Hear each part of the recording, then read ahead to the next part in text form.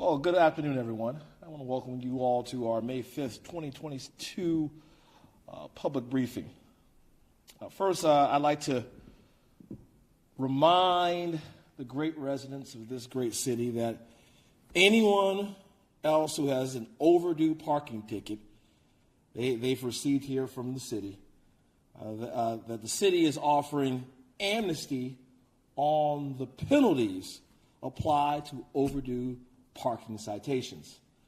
Those who currently owe money for parking tickets and overdue penalties prior to May 2nd will have those penalties waived as long as they pay the original amount by September 12th.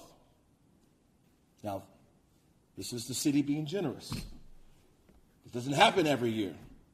So, now if you still have to pay your original ticket, this is not parking ticket amnesty. This is amnesty on the dues or on the penalties that are owed. But if you got the ticket before May 2nd, you pay the original amount before September 12th, we will waive those penalties. All right? If you don't pay by September 12th, then both the original amount and all the penalties are still due. Lastly, the amnesty on penalties do not apply to tickets you received after May 2nd. You got to pay attention to the deal here, everyone. After May 2nd, you get a ticket after May 2nd, you don't qualify. So if you got a ticket this week, my advice is that you pay that ticket on time. As you know, we have requested and received and spent millions on federal, state, and local funds to help us recover from COVID-19.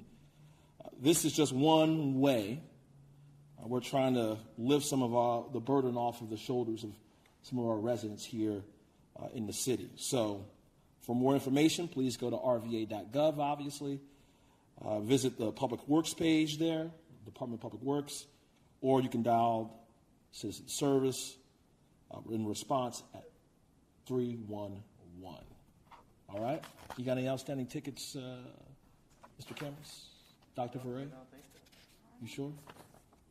Tyler, got any outstanding tickets? Suarez?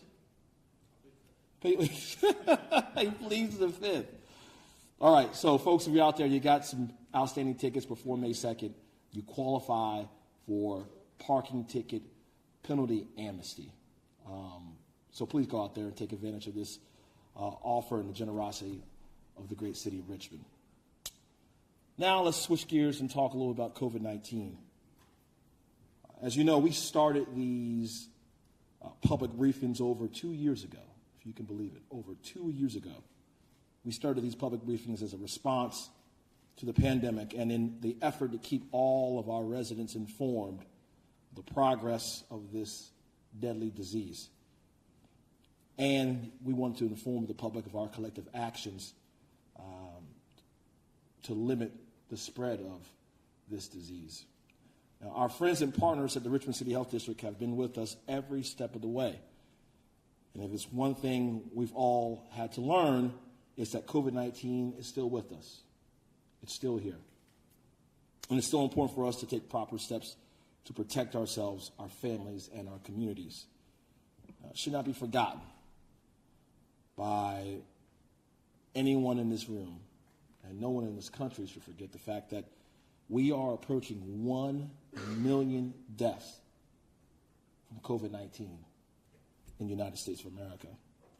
And unfortunately, more than 500 of our fellow Richmonders have lost their lives because of COVID-19.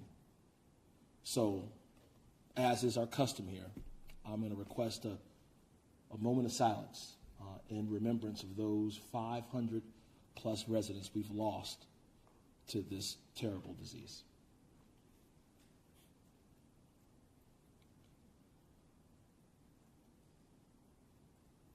Thank you. As always, we are joined by our friends from the Richmond Henrico Health District. Today we're joined by Dr. Melissa Verray, the acting director of the district. She's going to update the public on our current public health status. We're talking about subvariants, We're talking about current transmission rates, talking about vaccines, boosters, you name it. Dr. Vray has the information. So, Dr. Vray.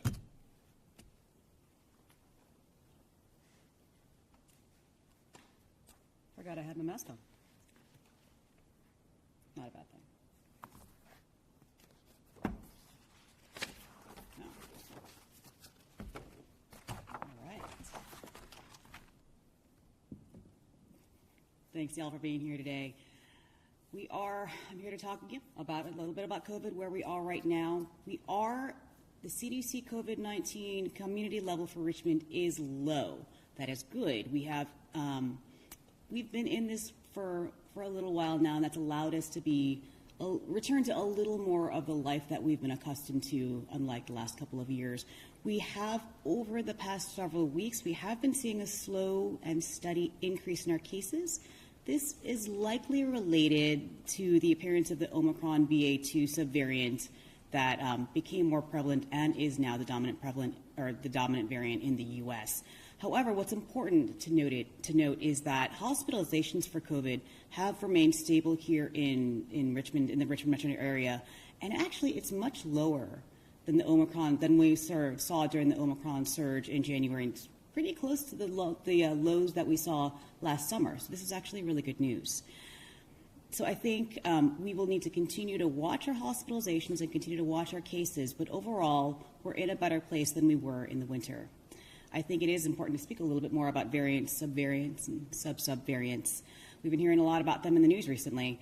So, as I mentioned, the subvariant of Omicron BA.2 continues to be the dominant variant in the U.S. It makes up about 62% of our cases nationally, it's estimated to be, and it's about that, maybe 60% in our region.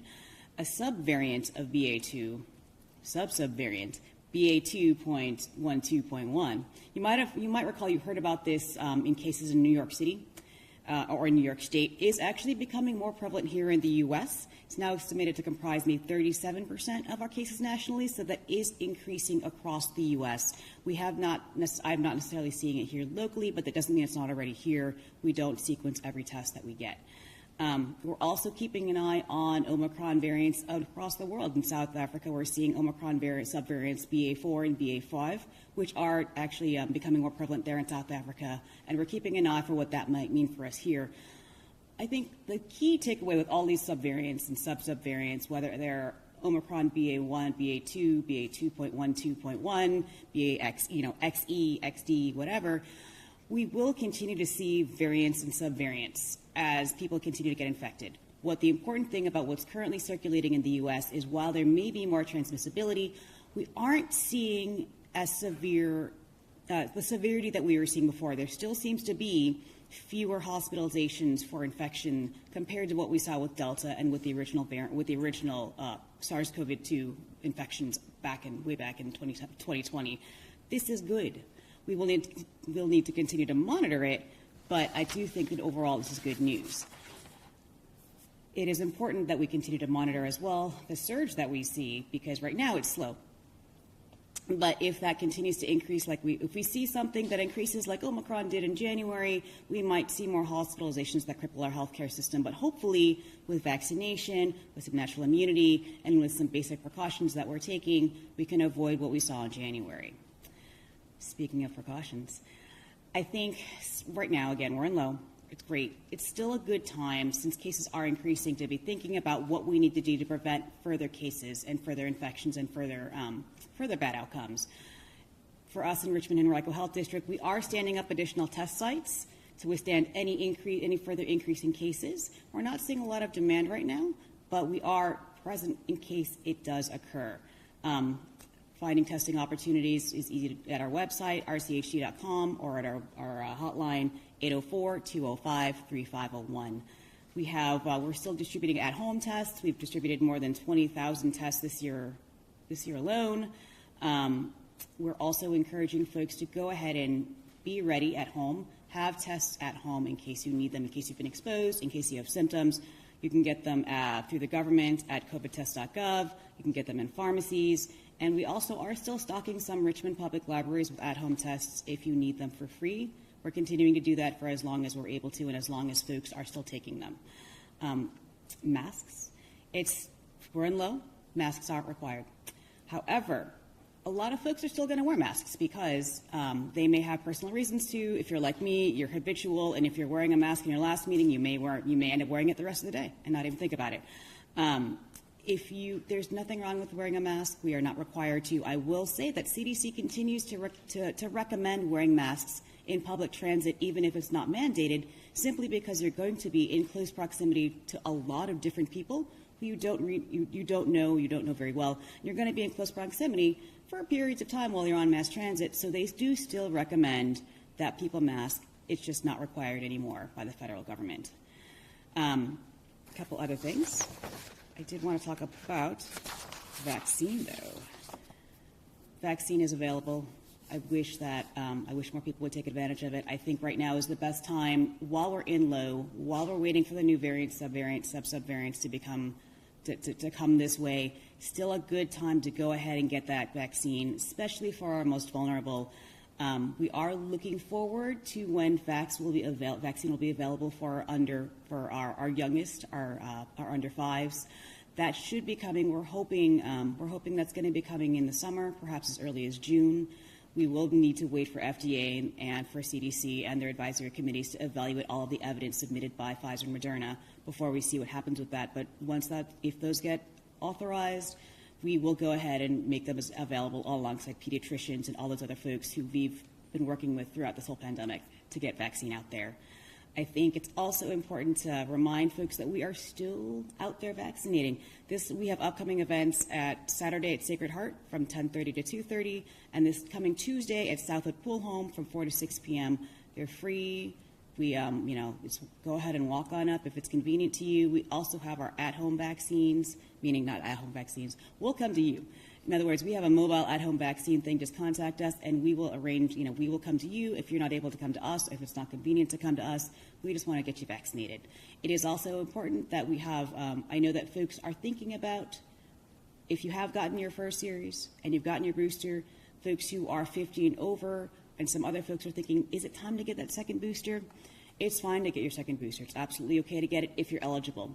If you're not, if you're thinking if you want to wait, that's also okay too. I would just encourage that if you're going to go into an area with if you're going to be traveling on public transport, if you're going to be going into an area with a lot of transmission, it might not be a bad idea to go ahead and get that second booster. I just want to nod into two things, if Mayor Stoney will allow me to do so, that aren't COVID. I just want to nod to this is also thanks to Mayor Stoney. Our Health Equity Fund has launched a community advisory committee to help us make decisions in terms of how we are allocating our funding so that this Health Equity Fund can be allocated with community engagement. Since our opening 2 weeks ago, we've received over 50 applications to be part of this Health Equity Fund Community Advisory Committee. We are hoping that others will apply, so please, if you're interested, if you know someone from the community who would like to or has an interest in being a part of this decision-making, please encourage them to apply. We are hoping to get folks onboarded and selected by June. Last but not least, I promise. We did launch this week our Opioid Spike Alert, which is in coordination with the City of Richmond alongside Henrico and Chesterfield, and our fire and Richmond Ambulance Authority agencies are currently doing Spike Alert. In other words, they're monitoring for any blips or any increases or spikes in opioid overdose calls, and when they see those and they identify them, they will call us, and we will announce it on our social media platforms and on a listserv that you can sign up to be part of on rhhe.gov/spikealert, SPIKEALERT. Thanks so much. Thank you so much, Dr. Verray. Thank you for the full update today, and we appreciate the good work from the Richmond Health District. Now, finally, as some of you may be aware, this week is National Teacher Appreciation Week. And outside of our own families, few people have a greater impact on our lives than our teachers. They do so much for us and teach us not only just in the classroom, but also outside the classroom as well. lessons that I've taken with me through my journey as mayor. Now, I know I wouldn't be here without the efforts of my teachers. There's many I still actually keep in touch with from my elementary school, middle school, high school days, and I'm grateful for their support and their efforts over the course of many, many years. So today I am proud to mark this week by issuing a proclamation. I don't have a lot of powers as mayor, but one of the powers I do have, Mr. Cameron, says I have the power to proclaim. And so today I have Jason Cameron with us, the superintendent of Richmond Public Schools, a former teacher and a former national teacher of the year, in fact. Jason has tirelessly worked on behalf of all of our children, not just here, but also your time working in Washington, D.C. as well. And I know most teachers are actually in the classroom right now teaching, doing their part to support our young people. But on behalf of my administration, I want to say I'm thankful.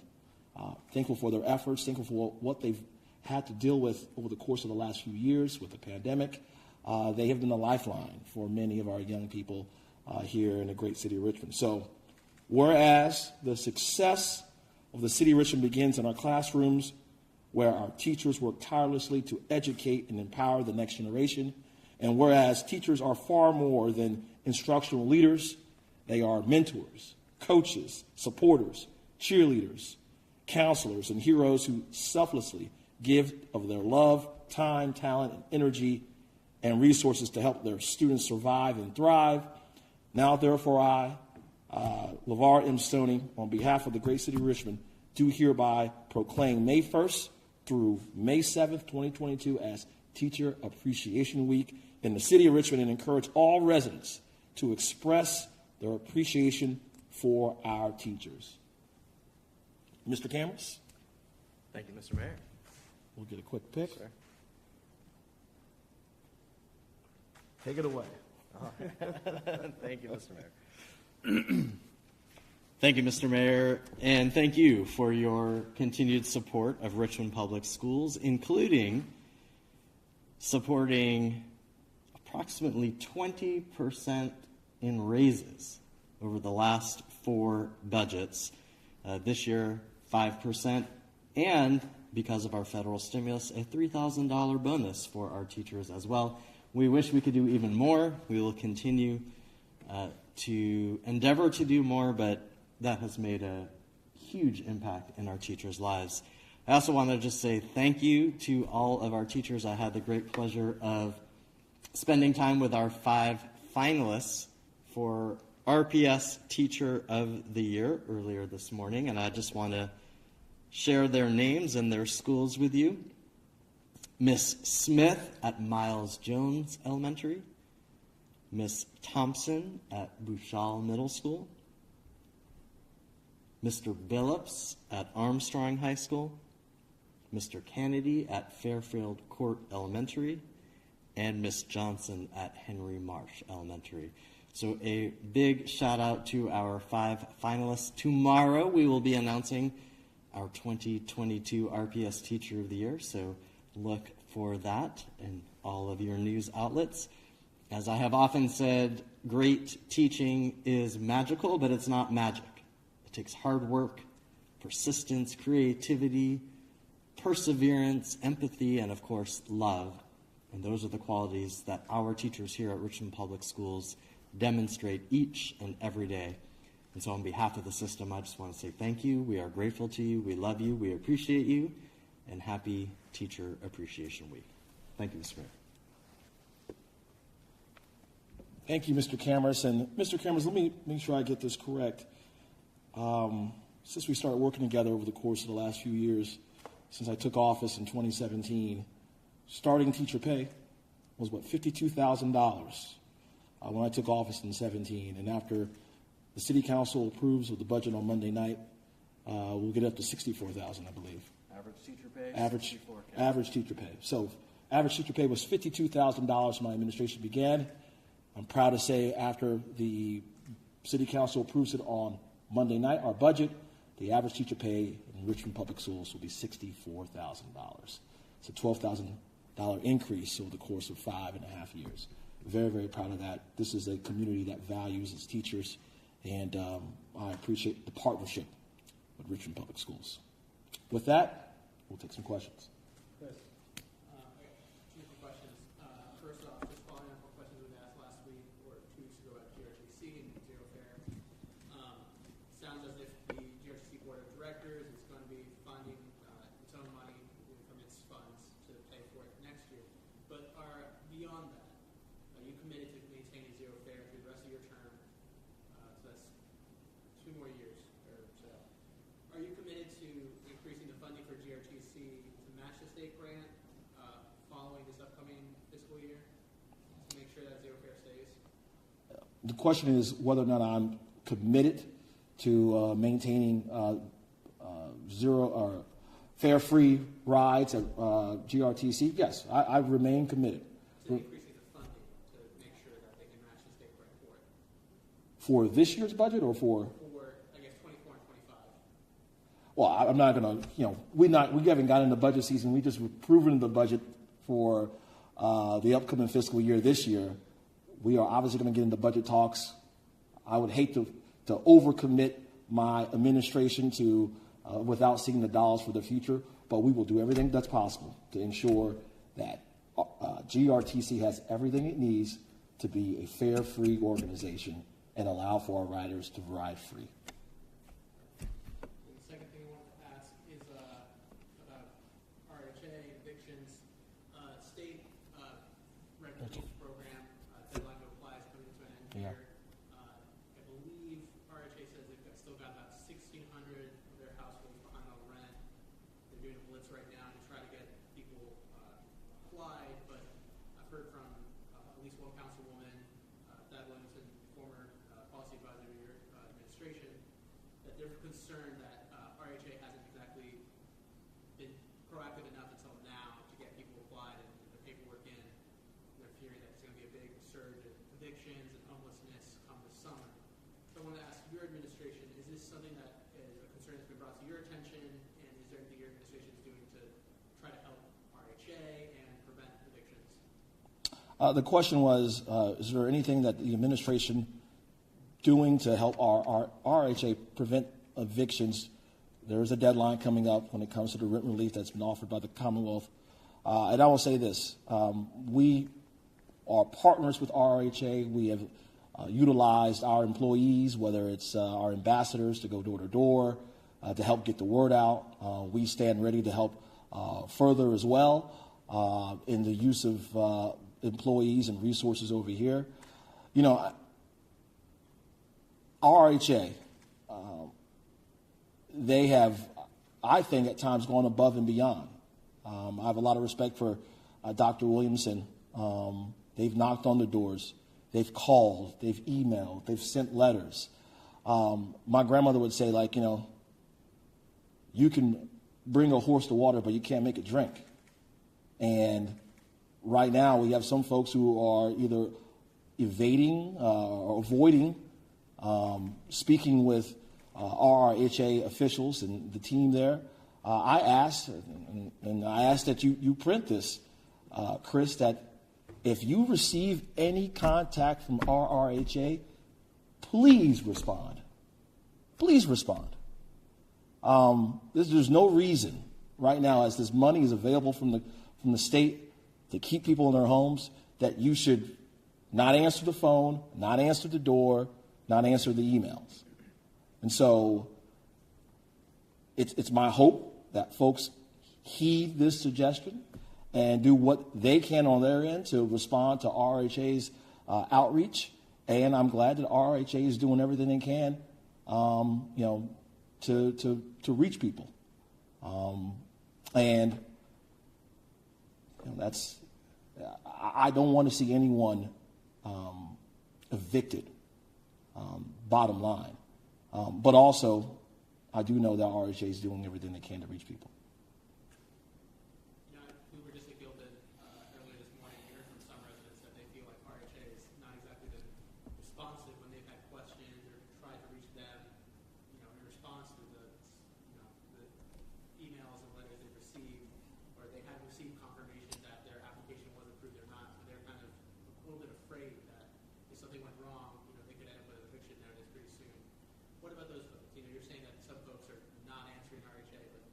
Well, are worried. for those folks who are worried because they believe the RHA has not answered their calls, then the RHA needs to do what I just requested the residents to do, right? You got to do their part in answering and responding to the questions as well. And so we all could always do a little bit more. And I'm asking for the residents to do a little bit more, and I'm asking for RHA to do a little bit more as well. I'm Eric Stoney. Hey. So I know the city has said that pre-planning is underway for the Monument Avenue project. Yeah. And I understand with the transfer of the lease circle from the state to the city, it kind of paved the way for the city to take ownership of the reimagined Monument Avenue project. But it seems as though the general Richmond public and even city council members have said that they were vastly unaware of the changes to the project. Do you think that the city could have better communicated the changes in leadership of this project?